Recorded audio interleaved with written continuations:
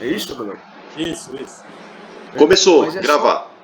Mas é só que falta, tá? Não tem mais nada, era só a vesícula, né, Adalberto? Só vesícula. Só vesícula. A minha vesícula foi tirada através de 4 furinhos, 4 cortes, fio pequeno, é laparoscopia que chama. Vai ser assim Foi também. tirada. Eu tomei anestesia geral, quando eu acordei, ficou quatro curativos no cortinho, e ó, ela não buja. Vai tranquilo, isso não é nada. De lambuja. Vai ver. A Dona Inês hoje Eu estou fazendo por vocês dois. está animando todo mundo hoje. Feliz É ano novo. certo para vocês também. Elogiou os Somos todos filhos. filhos de Deus, todos nós merecemos a ajuda e a proteção do céu e os amigos que gostam de nós e oram por nós. Vocês são no meu coração também. A senhora está no nosso, com certeza. Isso aí. Agora nós vamos começar a chorar. Primeira live do ano, nós vamos chorar tudo aqui. Todo mundo chorar agora. Primeira live do ano, traz o lenço, que eu não peguei lenço. Né? Tem mais 2 pessoas participando que eu não sei quem é. O quê? Eu sou surdinha, eu não ouço. Muito difícil para mim ouvir. Tá tudo bem, querida. O importante é a gente ouvir a senhora. Boa noite, senhores e senhoras. Oi, Edson, boa noite. Desculpa o atraso. Liga a câmera aí. Boa noite. Tá no escuro, acabou a energia. Obrigado. Você está no escuridão? Sai das trevas. Não, tem uma travinha aqui. Boa noite, Edson. Boa noite. Tudo bem? Boa noite. Boa noite, Edson. Boa noite. Dona Inês. Apareceu, hein? Faz tempo que eu não te vejo. Você subiu no mapa, né? Ai, Edson. Não tem moleza não, Dona Inês bate de frente e fala logo o negócio. Você sumiu, o que aconteceu com você? Mas eu vejo a senhora todo dia no grupo lá, na foto da senhora. A gente sempre pede peça para a Dona Inês. A Dona Inês está todo dia no grupo. É mesmo, a Dona Inês está no grupo mais vezes do que muita gente do grupo, né? Exatamente. Boa. É isso mesmo. Então, nós estamos aqui com a Graça está ali, a Kelvin está fazendo comida, e se começar a falar nisso que eu estou com fome, a Kelvin faz comida. Agora eu vou abrir mais a boca. Já estou muito cansada. Estou ofegante. Eu consigo mais falar. Tá bom. Muito cansada, eu me canso muito. A quimioterapia me libertou. Eu estou fraca. Eu não estou quase fazendo mais nada. Eu estou muito enfraquecida. Eu vou ser encaminhada para a fisioterapia oncológica. Na segunda-feira o Júlio vai me levar para fazer uma avaliação e vamos ver o que vai ser, né? Eu te enfraqueci muito. Detona a gente. Não é para qualquer pessoa, não. E eu estou com muita idade para estar enfrentando esse problema que eu estou passando agora. É muito difícil, gente. Só Deus e vocês para me ajudar. Não esqueçam de mim, pelo amor de Deus. Todo dia. Pode deixar. Vai passando os dias da quimioterapia, a senhora já vai se recuperando. Eu estou muito emocionada de ver vocês. Graças a Deus.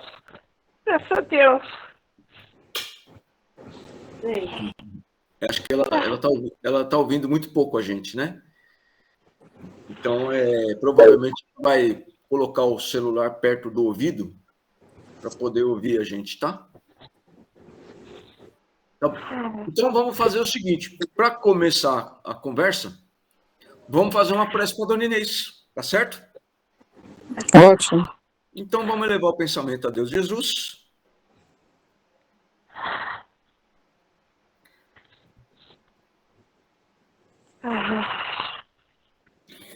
Agradecendo a Deus Jesus pelo nosso encontro, pelo reinício das nossas atividades nesse sistema de palestra online.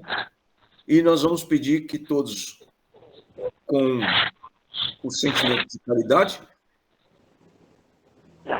nos liguemos ao nosso Mestre Jesus, e que o Mestre Jesus possa nos enviar, ou melhor ainda, enviar lá para Dona Inês o nosso irmão que trabalha conosco, o Dr. Hans. Pedimos que o nosso irmão, na medida em que possa ajudar a nossa irmã Inês com o tratamento necessário, pedimos que os espíritos que a estão envolvendo nesse momento possam ser desligados de nossa irmã e encaminhados para o tratamento. Se for necessário, pedimos que eles sejam adormecidos, colocados em macas e sejam levados para os hospitais nas colônias de Deus Jesus para aliviar a situação da nossa irmã.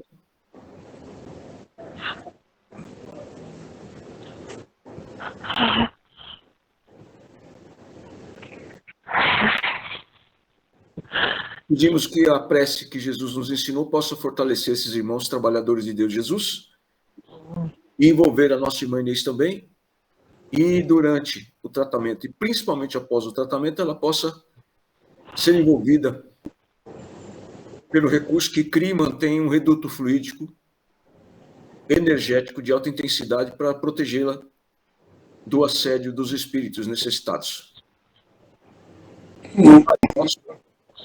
Que estás nos céus, santificado seja o vosso nome, venha a nós o vosso reino, e seja feita assim na terra como nos céus. O pão nosso de cada dia nos dai hoje. Perdoai as nossas dívidas, assim como nos perdoamos os nossos devedores. E não nos deixeis cair em tentações, mas livra-nos de todo mal. Porque vosso reino é o poder e a glória para todos sempre. Graças a Deus, graças a Jesus e a Jesus. Graças a Jesus.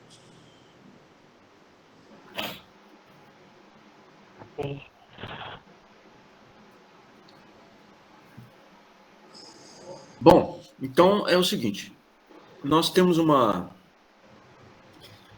ideia aí de que todos nós precisamos compreender melhor como funciona a vida no mundo espiritual. Bom,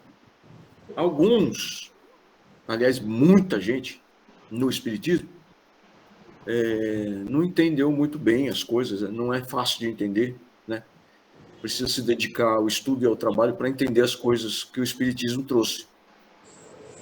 Então a gente lembra que na época de Jesus também tinha muita gente que seguia Jesus, milhares de pessoas. Jesus não subiu no morro lá, no Monte das Oliveiras, ou lá para fazer o Sermão da Montanha. Ele não subiu no Sermão da Montanha, não subiu na montanha para fazer sermão, porque ele não tinha outra coisa para fazer. Não é isso. É porque era tanta gente, que ele tinha que se colocar num lugar mais alto. Então é a mesma coisa de hoje, você imaginar que alguém arrastaria 100 mil, 500 mil pessoas num sermão ao ar livre, né? Então eles também seguiam Jesus, mas não entendiam nada. Entendiam muito pouco. Os que entendiam mesmo eram poucos. Então, se você se dedicar a no seu trabalho mediúnico, se dedicar a cuidar dos espíritos da época de Jesus, você vai ver um monte de cristão que está nas trevas aí, porque não entenderam muito bem o negócio. Então, nós precisamos entender o espiritismo, que nada mais é do que explicar as coisas de Jesus e trazer novas notícias, né? Novas notícias é ótimo, né? Boas novas, né? As boas notícias continuarem. E tem coisa, por exemplo, que a gente imagina o seguinte: por que eu tenho que ficar me preocupando como é a vida no mundo espiritual? Então, uma coisa é o seguinte: você não tem que ficar se preocupando com o seu desencarne. Você tem que se preocupar em viver bem. Mas, para o médium, principalmente, para o espírita, é importante você entender como funciona a vida no mundo espiritual. E pouca gente entende isso. Mas muito pouca mesmo. Eu conheço médium kardecista de 20, 30, 40 anos de kardecismo que não sabe o que é o mundo espiritual. quando o espírito desencarnado vem na mediunidade, ele não sabe o que o cara está falando. O único recurso que ele tem é fazer prece para o espírito, pedir para envolver no recurso e desligar para mandar para a colônia. Ele não sabe conversar com o espírito. Ele não entende aquele assunto. Isso aí é uma coisa muito ruim, porque quando o espírito desencarnado vem conversar conosco, o objetivo da conversa que a gente chama de doutrinação, o objetivo é o despertamento, tá? Despertamento. Você, encarnado, e os desencarnados, que são a mesma coisa, só muda o figurino da roupa de carne, nós todos precisamos entender que, chegada a hora da gente sair daqui, né, da Terra, não, a primeira coisa, não é para ser um momento de tristeza. Isso, o espírita não consegue aceitar. Ele sofre muito com a perda dos seus entes queridos. Ele sofre demais. Entendeu? Não é para sofrer, gente, porque a gente chora verdadeiramente quando a gente vai reencarnar. Quando a gente se despede dos parentes lá na colônia. Assistam com atenção o Nosso Lar, que vocês vão verificar. Agora, quando você vai conversar com o espírito desencarnado, você precisa convencê-lo, ele tem que se convencer. Isso é despertamento. Então, vamos lá. Como médium pode, digamos assim, ter uma ideia do que é o mundo espiritual quando ele desencarnar? Ele vai desencarnar e ter um lugar especial para o médium. Ele vai desencarnar e vai ter um monte de gente lá esperando por ele. Ele vai ter os seus parentes vindo buscá-lo quando ele desencarnar.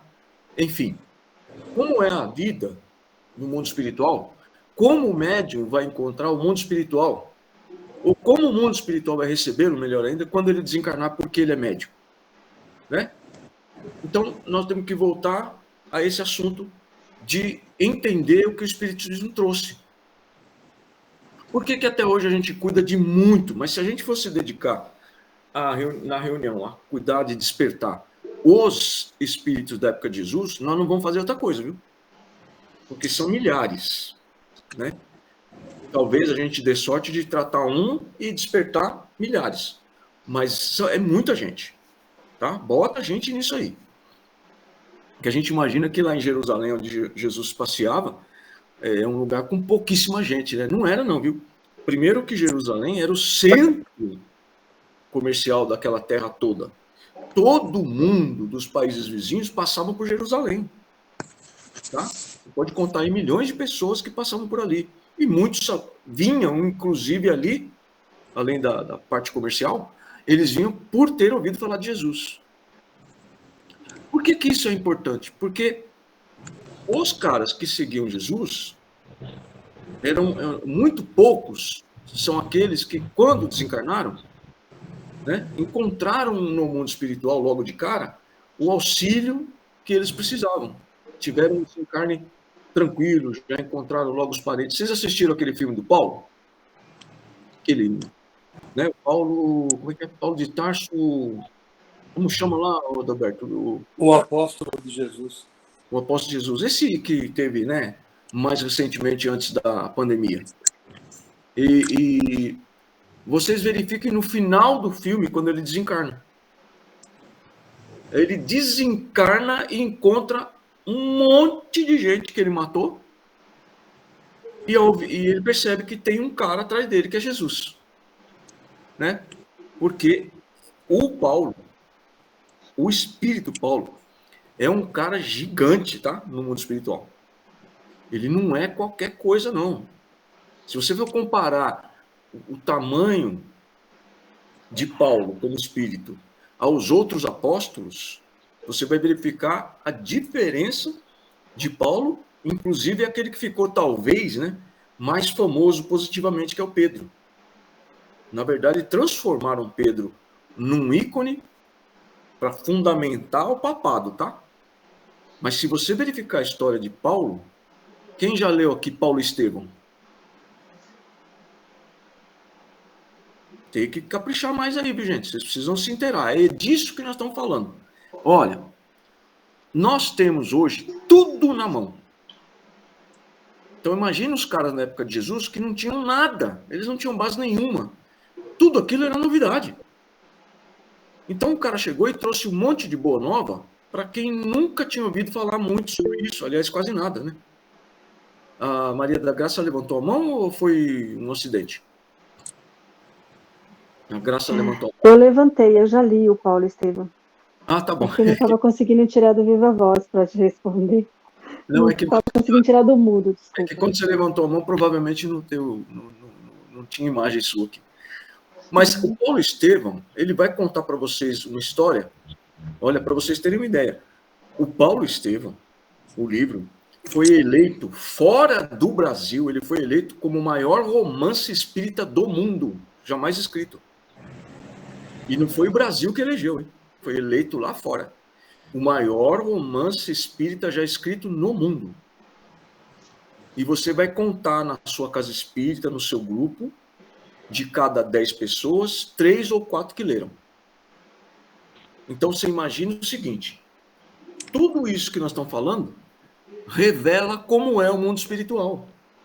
Como é o mundo espiritual quando você, médium, vai desencarnar. Tá bom? Por quê? Porque Paulo era médium, Pedro era médium, Tiago era médium. Compreenderam o que eu quero dizer? Ninguém trabalhou com Jesus ou trabalha hoje com Jesus sem ser médium, não consegue. A pessoa começa e vai embora, ela não se encontra. Tá? Ela vem, toma conhecimento, daqui 10 anos ela vem, toma conhecimento de novo e vai indo embora. Na outra encarnação, talvez ela se torne espírita, porque é complicadíssimo para quem não entende nada sobre isso e para quem não aceita também as coisas. Então a gente diz assim, vocês estão estudando? Eu podia ler mais. Não, tá bom, mas procure estudar, porque isso não vai fazer bem para o Hélio, vai fazer bem para você. Compreendeu? O Paulo Estevão, você pode se assustar com a grossura dele, mas quando você começar a ler, você vai entrar no clima da maior novela que você já possa ter assistido na televisão. É impressionante o que acontece com o médium quando ele lê esse livro. Ele é envolvido nas cenas, tá? Os mentores te ajudam a você vivenciar o negócio lá. É como se você estivesse assistindo a novela que você mais gostou no mundo, aqui na Globo, e você estivesse lá dentro da cena daquela novela mais bacana que você gostou da Globo. E aí a gente fica falando essas coisas para a pessoa para ver se ela se convence a começar a estudar, porque é bom para vocês, tá? Para mim não muda nada. O que vai mudar é eu saber que vocês estão melhorando. Então, a vida no mundo espiritual. Primeiro, Livro dos Espíritos. Segundo, a codificação, né, trazida por Kardec. E esses livros que a gente menciona de autores e escritores psicográficos fidedignos. Tudo que Chico Xavier psicografou, tá? Tudo que é como autor André Luiz e Emmanuel, a codificação, naturalmente, né? E Divaldo Pereira Franco. Agora, as revelações de como é e como funciona a vida no mundo espiritual, primeiro, Livro dos Espíritos, André Luiz, e depois você vai para Emmanuel. Parece que esses livros são maçantes, são chatos, mas você não sabe o que acontece com o seu centro cerebral quando você começa a ler isso aí. Você é envolvido por mentores. Você vai sentir a presença de gente que talvez seja até aquelas pessoas muito queridas que você tem saudade. Compreende? E quando a gente tem conhecimento espírita, isso facilita no desencarne. Mas o que mais ajuda o médium nisso tudo? Conforme você vai estudando e você vai acreditando naquelas coisas que você está lendo, é difícil, né? É difícil você não acreditar. Um instantinho.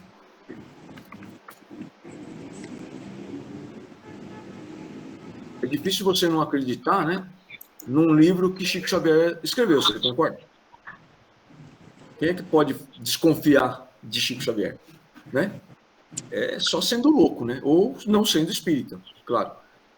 Então, quando você lê aquilo ali, você tem uma ajuda tão absurda que você vai perceber a sua boa companhia. Tem a hora que você se emociona, você não sabe por quê. Eu sei por quê. Porque perto de você tem gente que você ama muito e que está muito feliz por você estar fazendo isso. Está fazendo aquela leitura, por exemplo. E, então, retomando, por que isso é importante? Ter o conhecimento espírita é tão importante para o médium quanto ele praticar as coisas que Jesus ensinou. Então, vamos começar do começo. Tudo isso começou com Cristo, tá certo? Até Jesus chegar aqui, o planeta era uma barbárie. Tá? É como se você estivesse praticamente o tempo todo na Segunda Guerra Mundial, só que com outras armas, né? Tem um camarada que fala, não sei como é que era o nome dele, não sei se foi Einstein, um cara desse bacanão aí, tá? Bem famoso. Então ele falou que a Primeira Guerra foi com, né, com armas, com arma de fogo, né, com baionetas. A Segunda Guerra Mundial foi com tanques de guerra e aviões, né, um negócio assim, mais ou menos. Né? E a Terceira Guerra Mundial vai ser com armas atômicas, e a Quarta Guerra Mundial vai ser com paus e pedras. Porque se tiver a guerra atômica, acaba com o planeta, né? Então você imagina você estar numa guerra constante, guerra mesmo, tá? De um matar o outro, invadir a aldeia do outro, porque o mundo era muito menor, né, naquela época, né? O planeta era o mesmo, mas o mundo era menor. Das pessoas invadirem a terra dos outros, massacrar todo mundo, a paus, pedra, facão, faca, espada. Era o tempo todo assim. Então, quando Jesus chegou, tudo era muito novo, né? Tratar o inimigo com amor. Você está ficando maluco? Nós estamos esperando o Messias que vai nos salvar com um exército. Nós vivemos em um mundo, né, de exércitos. Olha a sua volta, Jesus. Você não está vendo que Roma invadiu nossa terra e tomou tudo nosso?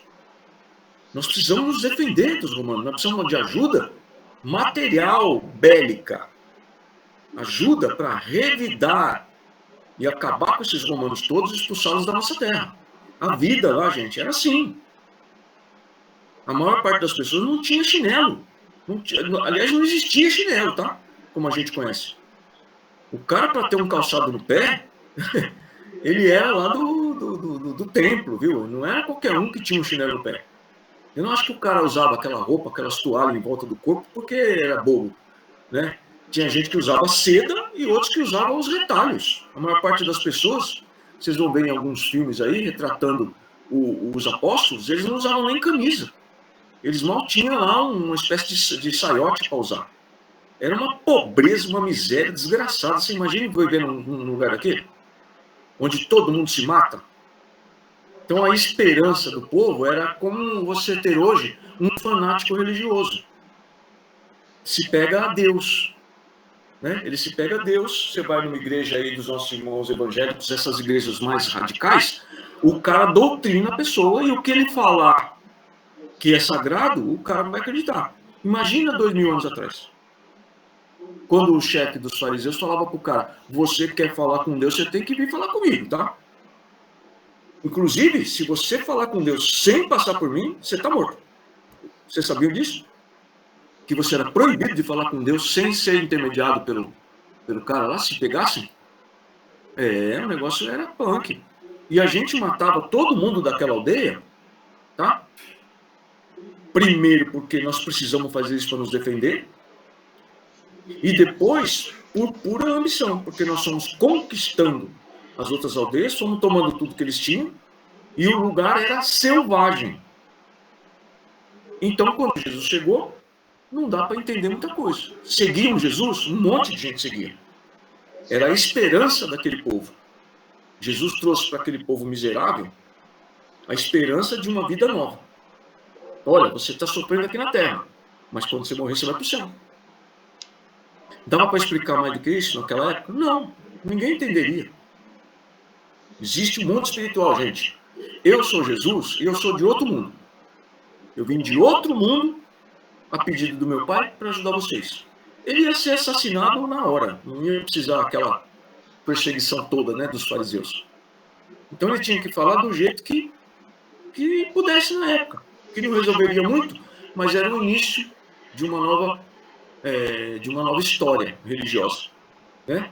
Colocar nas coisas de Deus amor. Porque lá atrás, em Moisés, estava ensinando o que não fazer, né? Muita coisa o que não fazer, e algumas coisas do que fazer, principalmente amar a Deus. Oi, Sônia. Oi, Soninha. Então, na época de Moisés, quando tinha aqueles 10 mandamentos, era uma novidade absurda. Mas, devido à materialidade, a um mundo praticamente selvagem, né?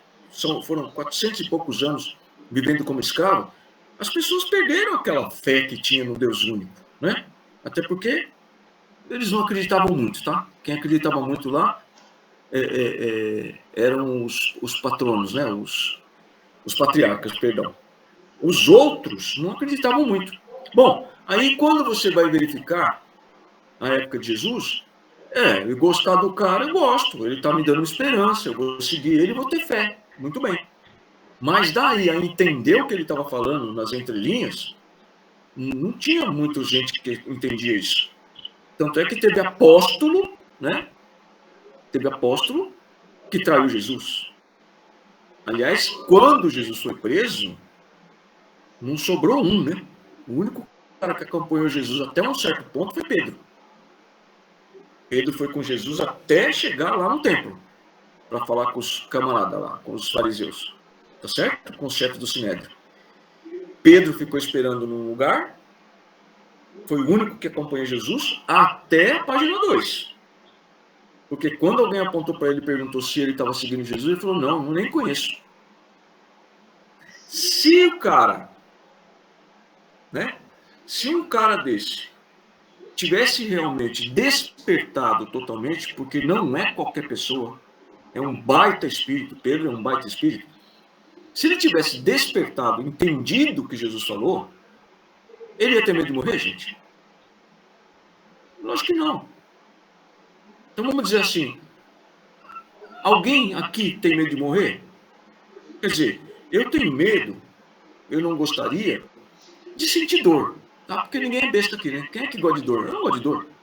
Não, ninguém pode gostar de dor, né? Mas eu não tenho medo nenhum de morrer. Eu não desafio a morte, mas eu não tenho medo nenhum. Quando chegar a minha hora vai ser um mó barato. Sabe por quê? Porque isso aqui, apesar de eu estar aqui numa missão, ainda assim, isso aqui trava o meu espírito. A matéria, a carne, trava o seu espírito. Você tem que entender que você é um ser espiritual. Se você se convencer de que você é um ser espiritual, e se você acredita nisso, porque é isso que o Espiritismo traz para nós, foi isso que Jesus quis ensinar, você vai entender que você tem que viver muito mais a vida espiritual que Jesus ensinou do que a vida material. Esse é o grande problema nosso. Tá certo? Então, por exemplo, tem problema você ter grana, você ter carrão, você ter fazenda? Não tem problema nenhum. O problema é você amar essas coisas. Entendeu? Eu tinha 2 carros. Tinha 2 carros. Um de X e um de X e meio de preço. Eu falei, por que eu quero 2 carros? Troquei os 2 em um mais caro. Meu carro, o carro que eu tenho hoje é um carro de luxo. Mas eu tenho tanta... como que se chama isso aí, gente? Desligado? Desapego. Desprendimento. Desprendimento, desapego, um desses qualquer aí. Eu ligo tanto para essas coisas que você pode pegar meu carro e viajar com ele tranquilo, que eu não estou nem aí. Você está precisando de um carro, pode pegar aqui na garagem. Esse é o babado. Só que isso é de dentro para fora, não é de fora para dentro.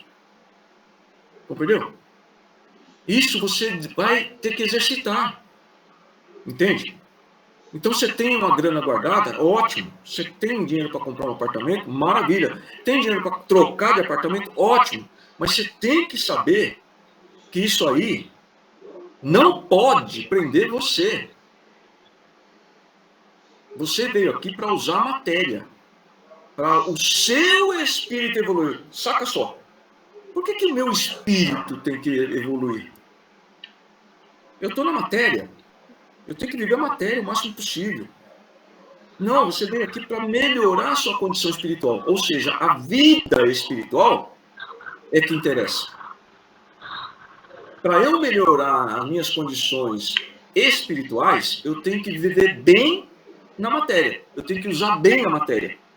E não importa se você tem dinheiro, se você é rico, se você é empresário, se você tem 10 carros na garagem. O que importa é o que você faz com isso, essa sua riqueza, seja pequena ou grande, para ajudar os outros, e o quanto você está preso a isso, quanto você está apegado a isso, compreende? Então, esses dias eu estava conversando com a minha irmã, que ela trabalha com móveis, tá? Mobiliário, né? Ela trabalha com meu irmão trabalha com mobília também, é coisa muito cara, tá, gente? É coisa assim absurda, tá bom? Um sofá que meu irmão vende custa 30, 40 mil reais. É coisa que vira obra de arte. Esse dia eu mandei uma foto pro Júnior de uma chaise. Chaise é uma... Sabe o divã do psicólogo? É um divã.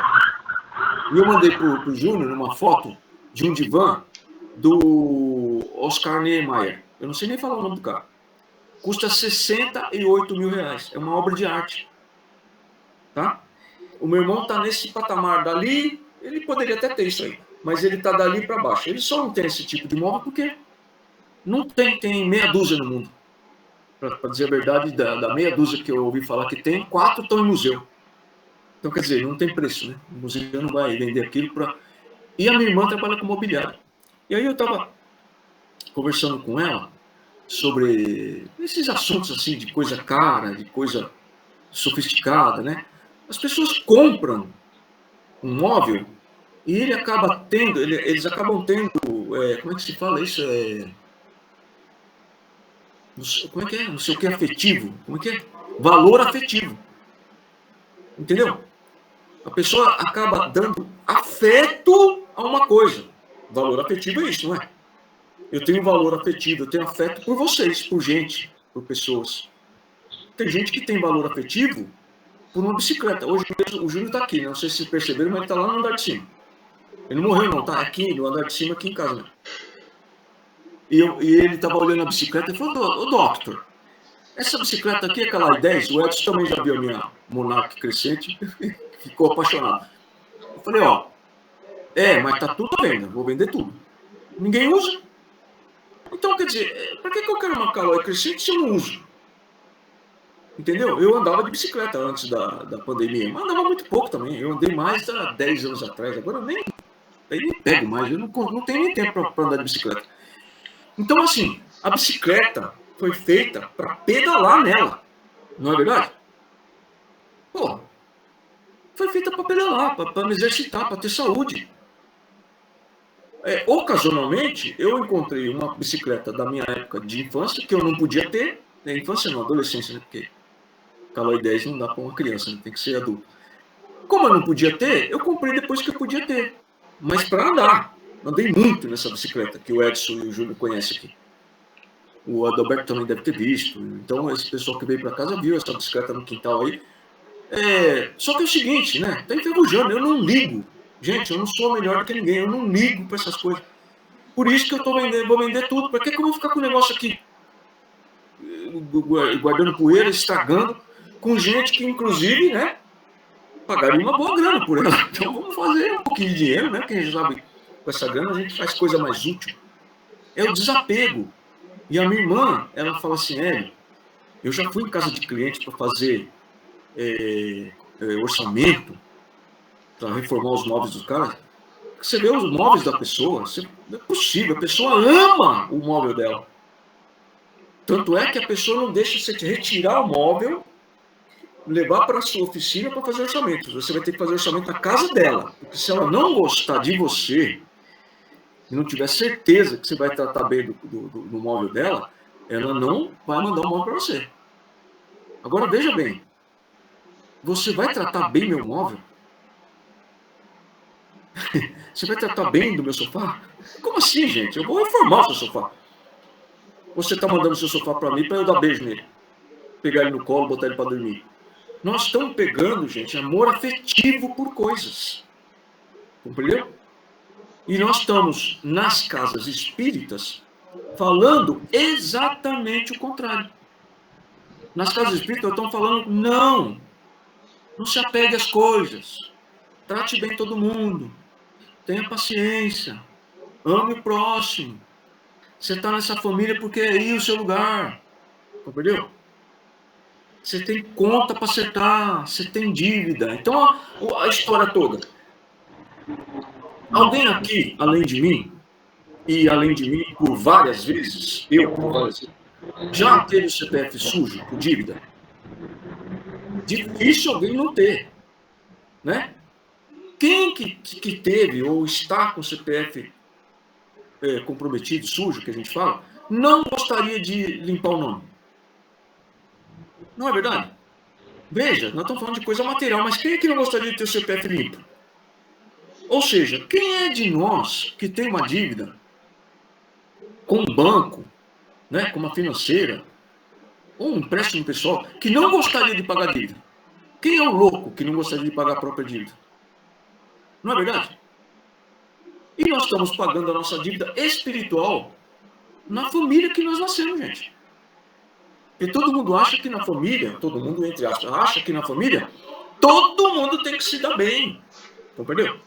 Tem que ser um ambiente bacana, todo mundo se ama, pipipi pra cá, mimimi pra lá. Não, gente, nós não viemos aqui para ter facilidade, não.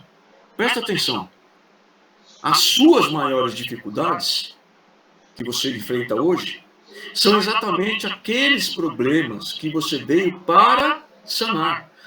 Aquelas dificuldades que você tem hoje de tolerância, de paciência, são exatamente aquelas coisas que você veio para melhorar, para lapidar as virtudes. Então, quando a gente vai na casa espírita e fala de Jesus, é bom a pessoa parar de falar de Jesus com aquela ênfase, falando isso para os outros, quando ele não consegue fazer isso na vida dele, tá? Procura não fazer discurso sobre o ensinamento de Jesus quando você não consegue fazer. Vai fazer primeiro a lição de casa. Jesus ensinou o seguinte: antes de você vir ao altar e entregar a sua oferenda, a sua oferta, aliás, né? Volta lá e se acerta com os seus devedores, ou seus credores. Vai acertar a sua dívida com os caras. Por quê? Porque você está vindo aqui oferecer coisa. Você está vindo trazer coisa. Ou seja, você comprou, ou você desenvolveu, ou você construiu alguma coisa para vir me trazer. Em vez de você vir me trazer essas coisas, né, você deveria ter pego o valor dessas coisas e se acertar com quem você deve lá fora.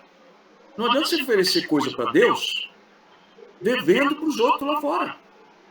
Não foi isso que Jesus ensinou. Jesus ensinou isso que nós estamos falando de, antes de você falar do meu nome, faça o que eu falei. Depois que você fizer o que eu falei, você vai ver o resultado. E aí, quando você vê o resultado, você vai passar para os outros. Não é assim que se faz? Não é? Por exemplo, eu não sei se a Miriam chegou a dar aula, mas aqui nós temos a Jalene, professora, né, Jalene?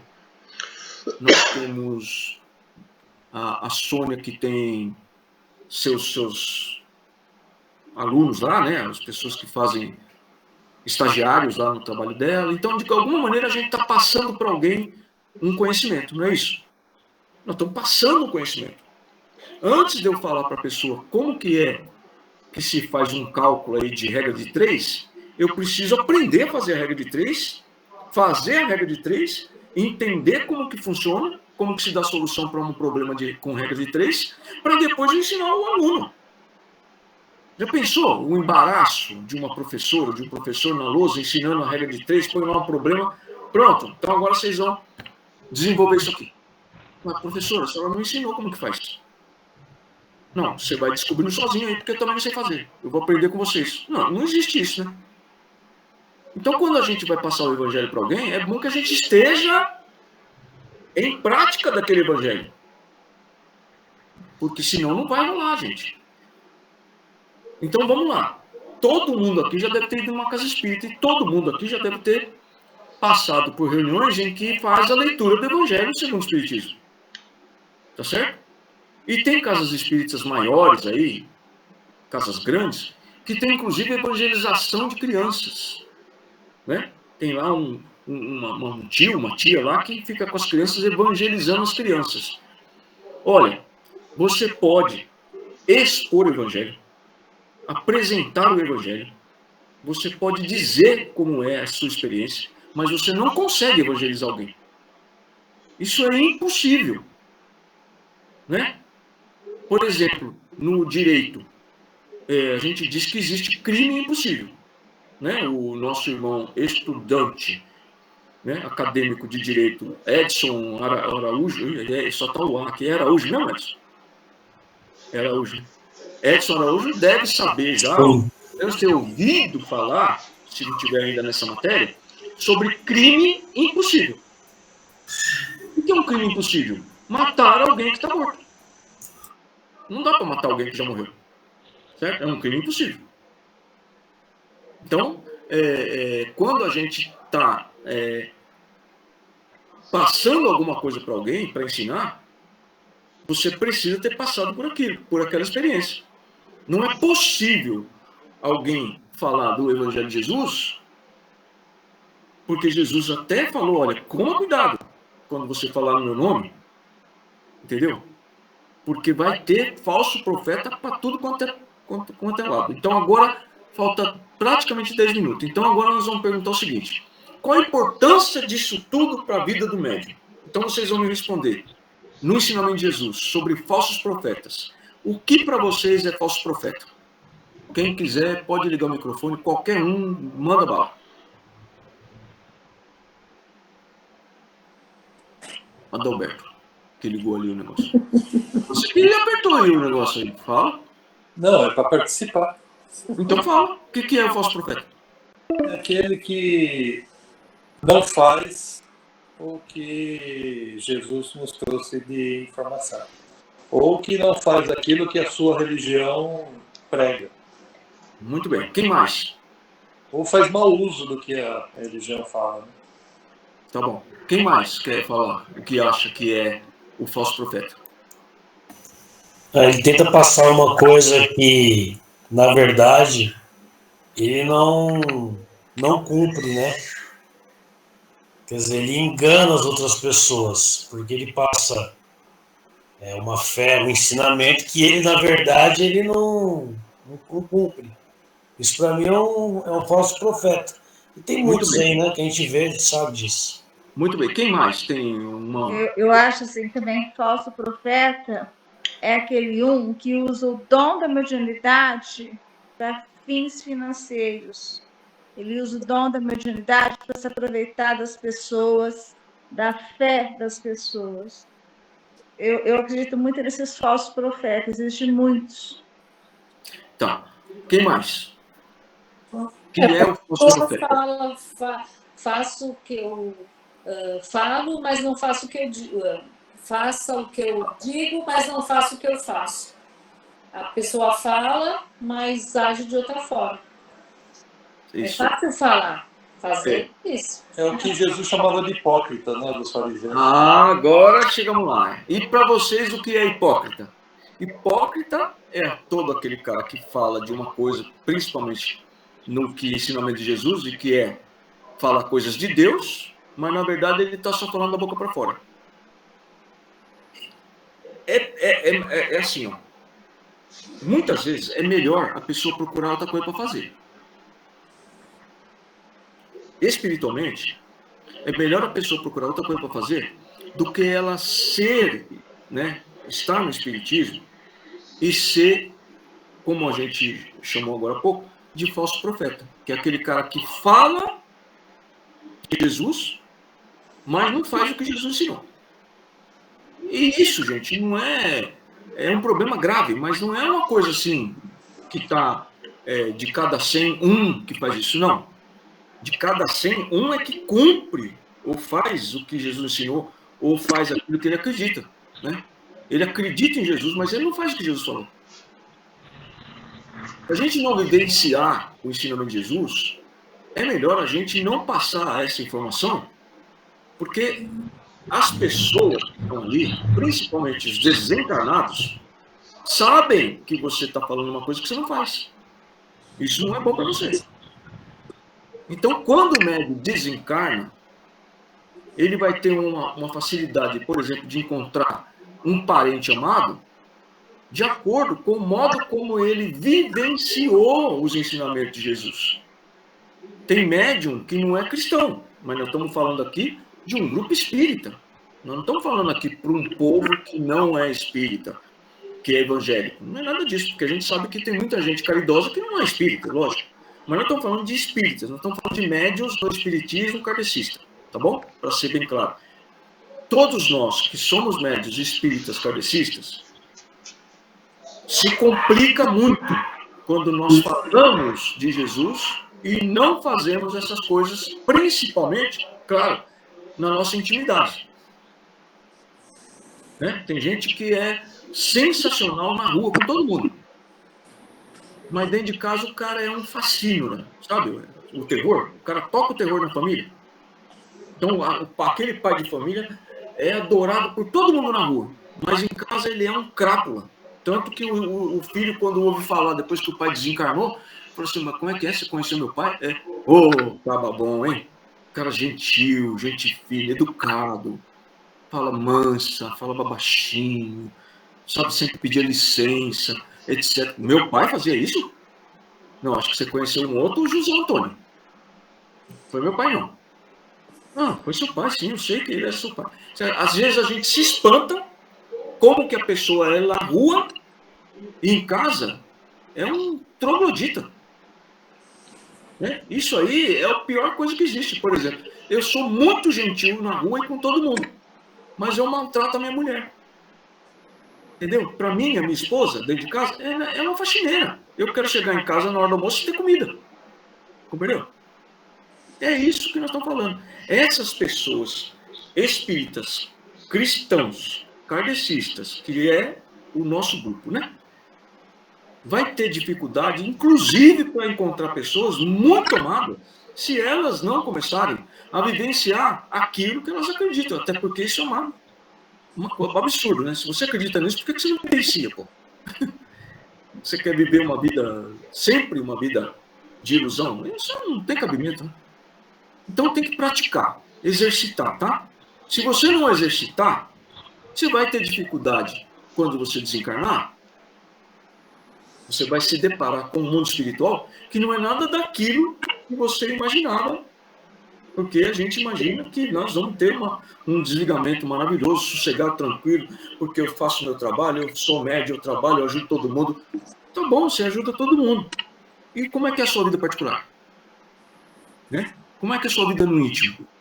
Quando você vai deitar a cabeça, você deita a cabeça lá, como está escrito lá no Livro dos Espíritos, e sabe que você fez tudo certinho daquilo que você fala para os outros? Né? Cumprir todos os meus compromissos com Deus e com Jesus, que é aquilo que eu falo para os outros fazerem? Isso é importante, tá bom? Está acabando a nossa reunião, primeira live do ano. Fico muito feliz por todos aqui. E aqueles que chegaram depois, que nós não podemos nos cumprimentar, né, no começo. Feliz Ano Novo, por exemplo. Alguém deve ter percebido que o Felipe está aqui, chegou agora há pouco. A Sônia também está ali. A Graça está aqui, está na tela. A Dona Inês. Feliz Ano Novo para todos vocês. Eu não sabia como logava. Isso porque o Felipe é o cara na tecnologia, na internet. Você tá bom, Felipe?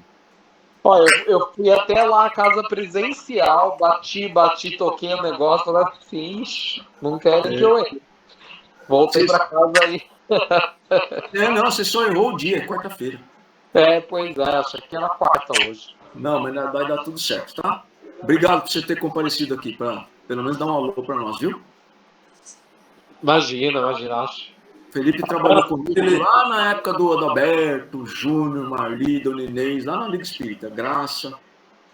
Felipe é um amigo querido. Gente, vamos ligar os microfones aí para nós despedirmos? Fiquem com Deus, um beijo no coração, tá? Tchau, Jalene. Boa noite. Tchau, gente. Boa noite. Boa noite a todos. Mais uma vez, feliz ano novo para todos. Família, tchau. Feliz ano novo para todos. Tchau, Tchau, tchau. Dona Inês. Um beijo. Tchau, gente. Boa noite. Tchau, Dona Inês. Tchau, Marli, Júnior. Tchau, gente. Lene, Tchau, Sônia, gente. Bom final de Boa semana. noite. Tchau, Bom ano gente. para todos. Feliz ano novo. Vou desligar. Tchau. Feliz ano novo. Beijo para todos aí. Boa noite. Tchau. Com Tchau. Deus. Obrigado. Tchau. Tchau.